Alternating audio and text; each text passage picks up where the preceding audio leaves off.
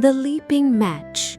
The flea, the grasshopper, and the frog once wanted to see which of them could jump the highest.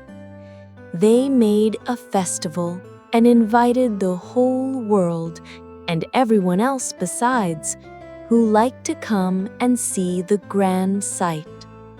3 famous jumpers they were, as all should say when they met together in the room.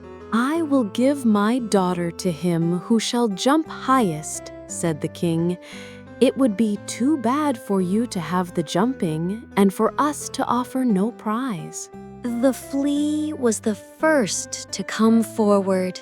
He had most exquisite manners and bowed to the company on every side, for he was of noble blood, and besides was accustomed to the society of man, and that, of course, had been an advantage to him.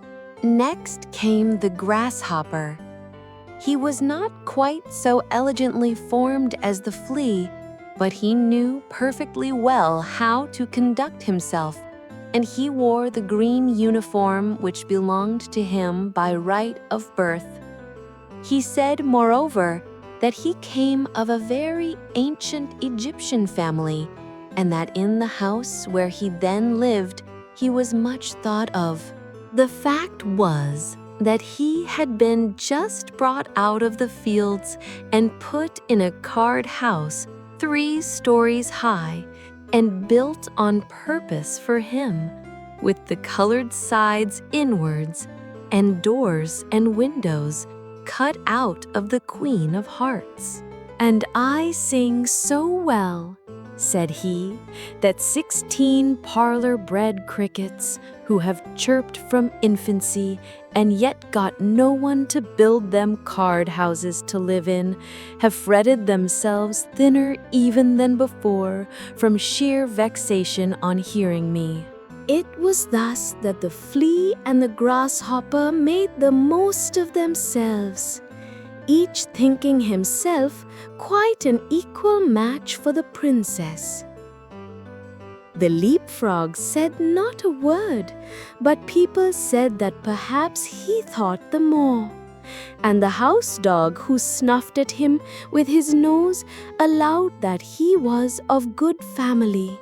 The old counselor, who had had 3 orders given him in vain for keeping quiet, asserted that the leapfrog was a prophet, for that one could see on his back whether the coming winter was to be severe or mild, which is more than one can see on the back of the man who writes the almanac. "I say nothing for the present," exclaimed the king. "Yet I have my own opinion, for I observe everything." And now the match began. The flea jumped so high that no one could see what had become of him, and so they insisted that he had not jumped at all, which was disgraceful after all the fuss he had made. The grasshopper jumped only half as high, but he leaped into the king's face, who was disgusted by his rudeness. The leapfrog stood for a long time, as if lost in thought. People began to think he would not jump at all. "I'm afraid he is ill," said the dog, and he went to snuff at him again, when lo, he suddenly made a sideways jump into the lap of the princess, who sat close by on a little golden stool. "There is nothing higher than my daughter," said the king. "Therefore, to bound into her lap is the highest jump that can be made. Only one of good understanding would ever have thought of that. Thus the frog has shown that he has sense. He has brains in his head that he has." And so he won the princess. "I jumped the highest for all that," said the flea. "But it's all the same to me, The princess may have the stiff-legged, slimy creature if she likes. In this world, merit seldom meets its reward. Dullness and heaviness win the day. I am too light and airy for a stupid world. And so the flea went into foreign service. The grasshopper sat without on a green bank and reflected on the world and its ways. And he too said, "Yes, dullness and heaviness win the day. A fine exterior is what people care for nowadays."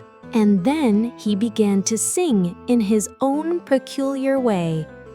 And it is from his song that we have taken this little piece of history, which may very possibly be all untrue, although it does stand printed here in black and white.